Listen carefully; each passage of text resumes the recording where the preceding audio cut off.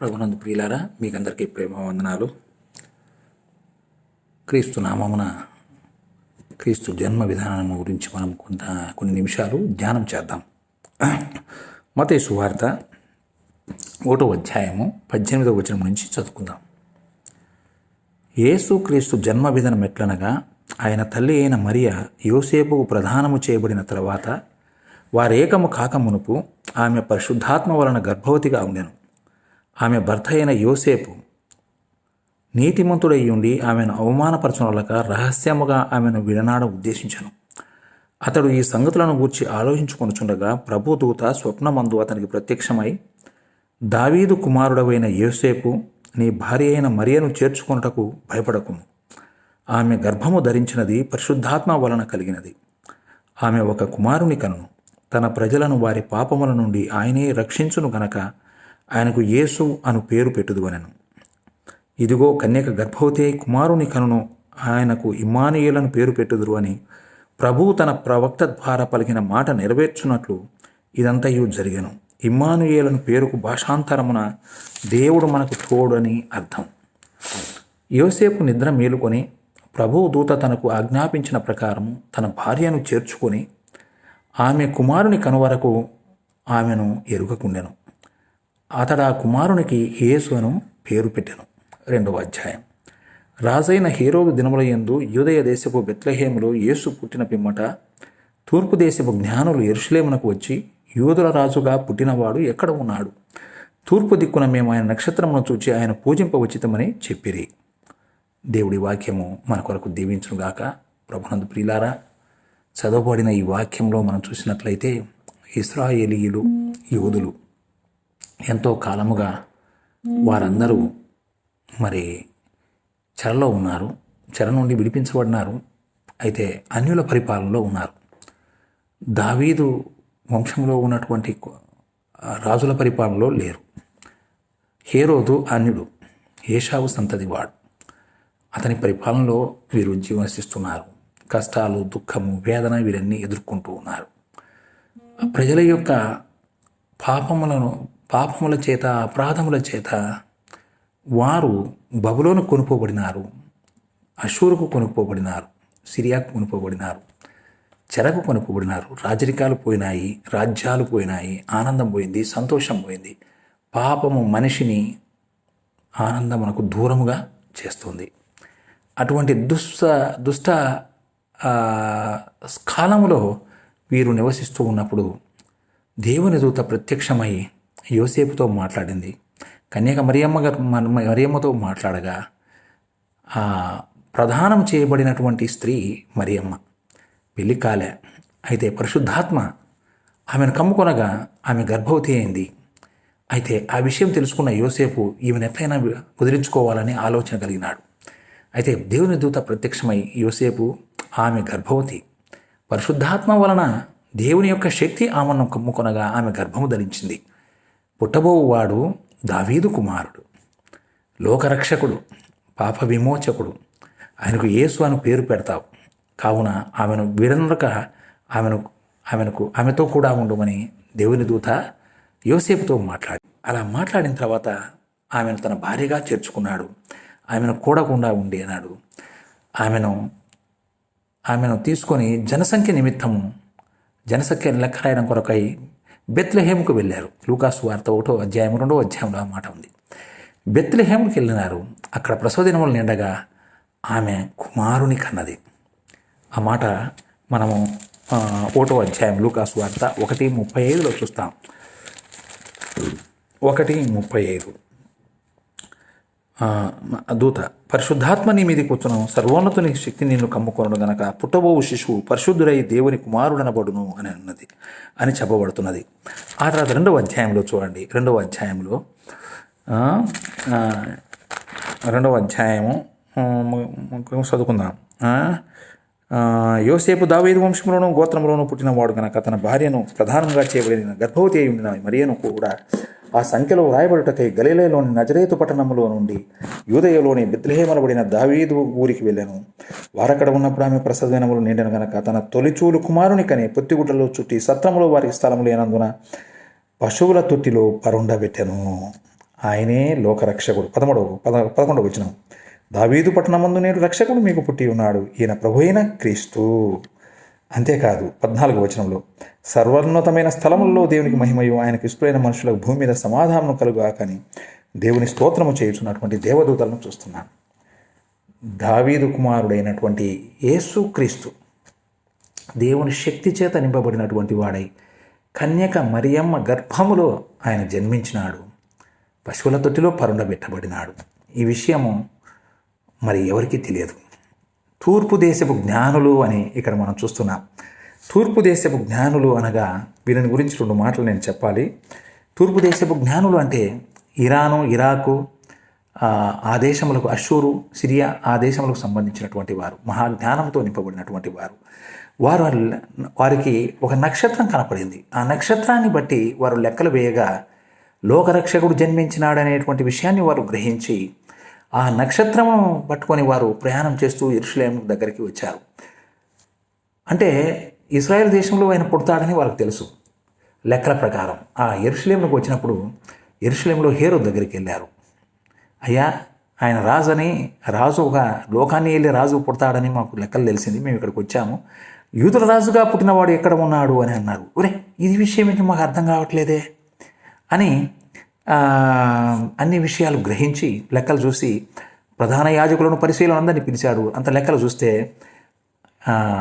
ప్రవక్తల మాటల ప్రకారము ఆయన ఇశ్రాయేలు అను నా ప్రజలను పరిపాలించు అధిపతి నీలో నుండి వచ్చు అని యూదయ బెత్లెహేమును గురించి మత్తయి సువార్త 2:5 మనం చదవగలుగుతాం. అంటే బెత్లెహేంలో పుట్టినాడని వారు తెలుసుకున్నారు. రాజు తెలుసుకున్నాడు, జ్ఞానులు కూడా తెలుసుకున్నారు. అప్పుడు రాజు అంటాడు, మీరు వెళ్ళి ఆయనను దర్శించరండి, ఆయన ఎక్కడ ఉన్నది నాకు తెలిపితే నేను వచ్చి ఆయన పూజిస్తాను అని అంటాడు. అలాగే వారు ఆ నక్షత్రము దారి చూపగా వారు చక్కగా బెత్లెహేముకు వెళ్ళారు. మత్తయి సువార్త 2:9-12 వరకు. వారు ఆ నక్షత్రమును చూచి అత్యానంద భరితుల ఇంటిలోనికి వచ్చి తల్లి అయిన మరియను ఆ శిశువును చూచి సాగిలపడి ఆయనకు పూజించి తమ పెట్టెలు విప్పి బంగారమును, సాంబ్రాణి, బోలమును కానుకలుగా ఆయనకు సమర్పించిరి. అన్నీ అయిపోయినాయి. ఆయన పూజించారు. లోకరక్షకుడు కనపడినాడని ఎంత ఆనందమో. వారు అన్యులు, ఇశ్రాయేలు కాదు. దేవుడు చూడు ఎంత అద్భుతమైనటువంటి వాడు. యేసు ప్రభు అందరికీ ప్రభు. ఆయన పరిశుద్ధుడైన దేవుడు, పరిశుద్ధాత్మతో నింపబడి లోకరక్షకుడిగా ఈ లోకానికి వచ్చినటువంటి వాడు, కన్యక గర్భంలో జన్మించినటువంటి వాడు. అలాంటి ప్రభువును వారు స్తుతించి, ఆరాధించి, సాగిలపడి మొక్కారు. ఆ రాత్రి అక్కడే గడిపారు. దేవుని దూత ప్రత్యక్షమై వారికి స్వప్నములు చెప్పారు. ఈ హేరోదు సంప చూస్తున్నాడు కాబట్టి మీరు ఇక్కడికి వెళ్లకుండా వెళ్ళిపోండి, ఆయన కనపడకుండా. అంటే వారు దేవదూతన యొక్క మాట ప్రకారం వాళ్ళు వెళ్ళిపోయారు. ఆ తర్వాత తెలుసుకున్నాడు హేరోదు ఆయన మీద హత్యా ప్రయత్నం చేయడానికి ఈ బెత్లెహేము ప్రాంతంలో 2 సంవత్సరాల లోపల ఉన్నటువంటి పిల్లలందరినీ చంపించి వేశాడు. అయితే ఆ టైంలో ఐగుప్తుకు వెళ్ళిపోయినట్లుగా యోసేపు చేత దేవుని దూత చెప్పి యోసేపు చేత ఆ బిడ్డను, తల్లిని తీసుకుని ఐగుప్తుకు వెళ్ళిపోయారు. ఆ హేరోదు చనిపోయేంతవరకు అక్కడ ఉన్నారు. మళ్ళీ అక్కడి నుంచి వచ్చినట్లుగా మనం చూస్తున్నాం. ప్రియులారా, యేసు ప్రభు పుట్టినప్పుడు ఆరంభించి ఆయన మీద దాడి జరుగుతూనే ఉన్నది, హత్యా ప్రయత్నం జరుగుతూనే ఉన్నది. అయితే చిట్ట చివరికి కలవరి శిలువలో యేసు ప్రభు తనకిష్టపూర్వకంగా తన ప్రాణమును పెట్టాడు. యోహాను సువార్తలో 7వ అధ్యాయంలో కూడా ఒకసారి ఉంది. ఆయన పట్టుకొని రాజును చేయాలని చూసినప్పుడు ఆయన తప్పించుకున్నాడు. ఆయన యొక్క అద్భుతమైన కార్యాలు చూసి ఆయన చూసినప్పుడు ఆయన తప్పించుకొని పారిపోయినని కూడా అక్కడ ఉంది. సాతానుడు శోధించినాడు రొట్టెల చేత మరి ఆ కొండ మీదకి తీసుకెళ్ళి, అప్పుడు కూడా తప్పించుకున్నాడు. ఆయన శోధన జయించినాడు. అయితే చివరగా యేసు ప్రభు మానవుల కొరకై కలవరి శిలువలో మన పాప విమోచన కొరకై ఆయన మరణించినట్లుగా మనం చూస్తున్నాం. ఇప్పుడు చూడండి, ఇలా దైవ కుమారుడు, సర్వోన్నతుడైన దేవుని కుమారుడు. మత్తయి సువార్తలో ఆ మాట ఉంది. మత్తయి సువార్త 1వ అధ్యాయము 32వ వచనంలో ఇందాక మనం చదువుకున్నాం అదే మాట. 1:32 ఆయన గొప్పవాడై సర్వోన్నతుని కుమారుడు అనబడును, ప్రభు అయిన దేవుడు ఆయన తండ్రి అయిన దావీదు సింహాసనం ఆయనకిచ్చును అంటాడు. 35లో సర్వోన్నతుని శక్తి నిన్ను కమ్ముకొను, పుట్టబోవు శిశువు పరిశుద్ధుడైన దేవుని కుమారుడు. యేసు ప్రభు ఎవరు యేసు ప్రభు? యేసు అనగా తన ప్రజల పాపం నుండి ఆయనను తప్పించు కనుక ఆయనకు యేసు అని పేరు పెట్టుదు అనగా, క్రీస్తు అనగా అభిషక్తుడు, పరిశుద్ధుడైన దేవుని కుమారుడు. యేసు ప్రభు పరిశుద్ధుడు. మానవులు లోకములో ఏ ఒక్కడు కూడా పరిశుద్ధుడు కాదు. యేసు ప్రభు ఒక్కడే పరిశుద్ధుడు. ఆయన పరిశుద్ధుడైన దేవుని కుమారుడని మనం చూస్తున్నాం. ఆయన కార్యములు ఆయన గురించి చెప్తున్నాయి. చూడండి, మత్తయి సువార్త 11వ అధ్యాయము 2వ వచనం. క్రీస్తు చేస్తున్న కార్యములను చూచి, ఏం కార్యాలు చేశాడు? 5వ వచనంలో, గుడ్డి వారు చూపు పొందుతున్నారు, కుంటి వారు నడుచుతున్నారు, కుష్ఠరోగులకు శుద్ధులగుతున్నారు, చెవిటి వారు వినుచున్నారు, చనిపోయిన వారు లేపబడుతున్నారు, బీదలకు సువార్త ప్రకటించబడుతున్నది. ఇవి ఆయన అద్భుతమైన కార్యాలు. క్రీస్తు పరిశుద్ధుడైన దేవుని కుమారుడు చేసే పనులన్నీ ఇవే.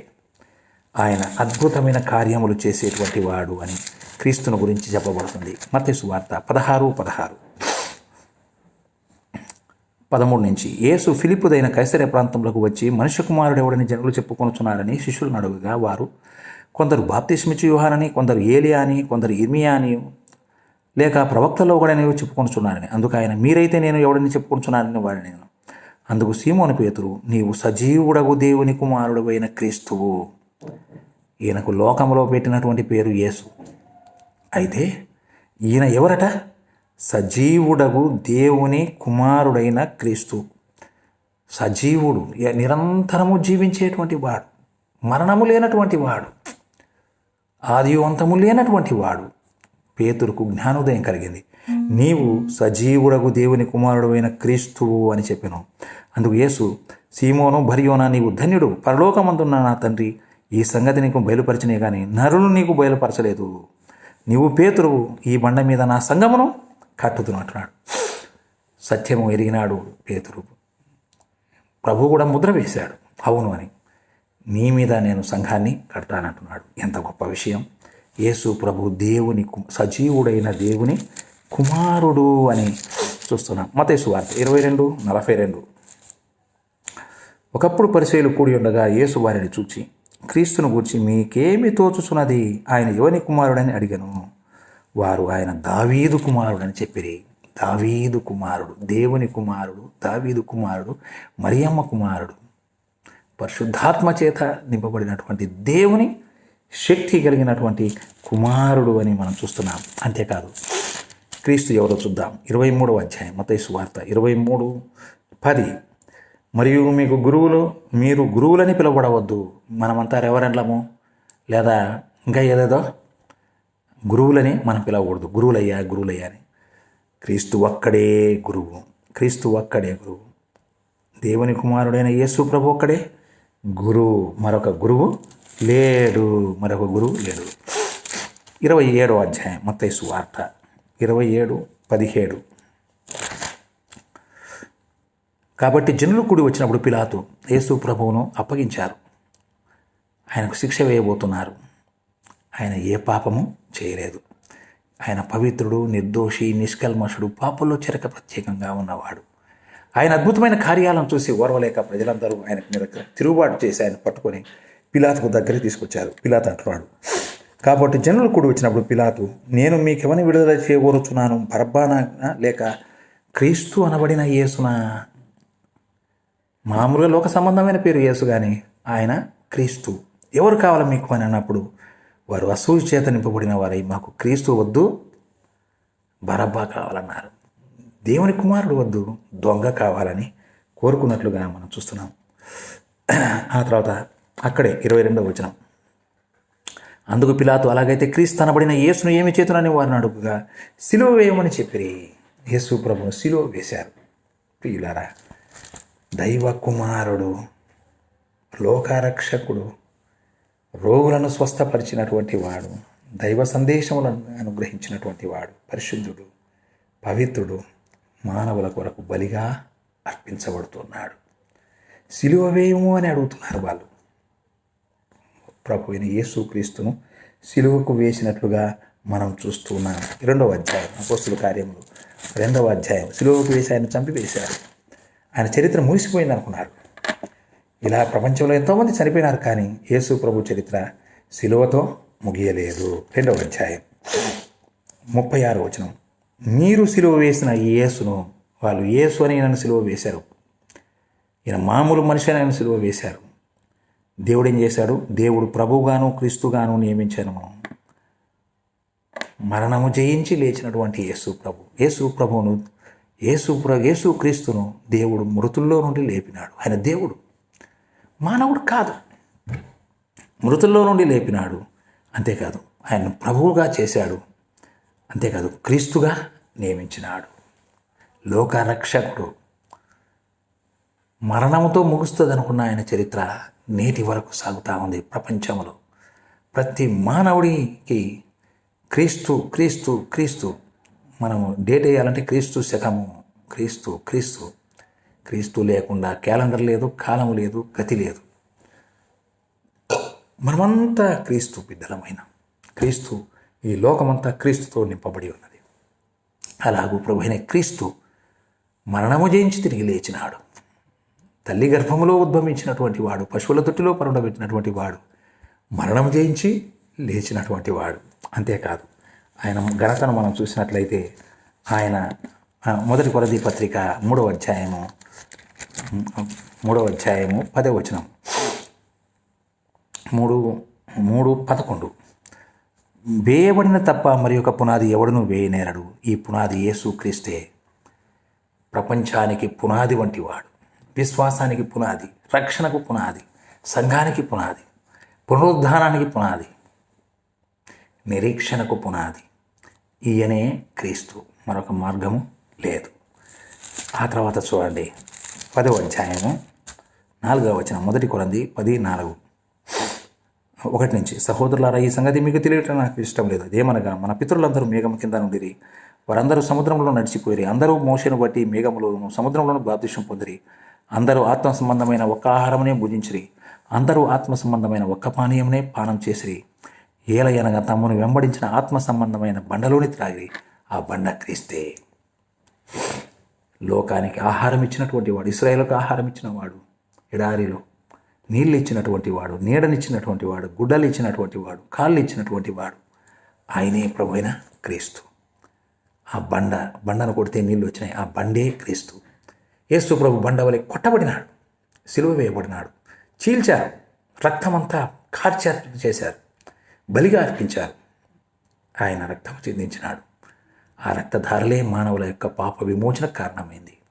ఆనాడు బండ నుండి నీళ్ళు వచ్చినాయి. ఈరోజు ప్రభువైన యేసు క్రీస్తు నుండి లోకానికి రక్షణ కలిగింది. నమ్మిన వారికి అందరికీ గొప్ప రక్షకుడైపోయినాడు. యేసు ప్రభు నమ్ముట ద్వారా మన పాపాలు క్షమించబడి మరణము నుండి తప్పించుకొని పరలోకానికి వారసులమవుతాం. యేసు రక్తము ప్రతి పాపము నుండి మనల్ని పవిత్రులుగా చేస్తుంది.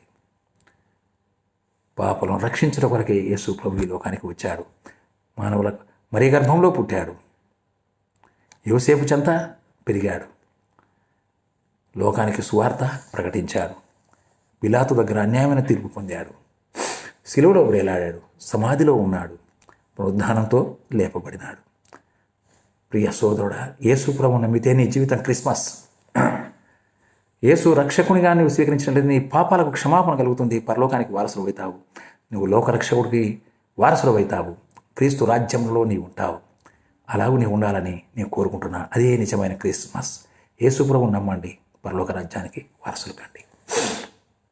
కృపగల దేవాకనుగులనైనా పరిశుద్ధ స్తోత్రంలో విత్తబడిన వాక్యం ఫలించులాగా కృప చూపండి. ప్రతి ఒక్కరూ యేసు ప్రభువును నమ్మి నీ రాజ్యమునకు వారసులవుటకు కృప దయచేయమని, మీ తోడు నీడ మాపై ఉంచి నడిపించమని ఘనత మహిమా ప్రభావాలు మీకు ఆరోపిస్తూ యేసు క్రీస్తు యొక్క పరిశుద్ధ నామమున స్తోత్రం చెల్లించి ప్రార్థించి వేడుకుంటున్నాం తండ్రి. ఆమెన్.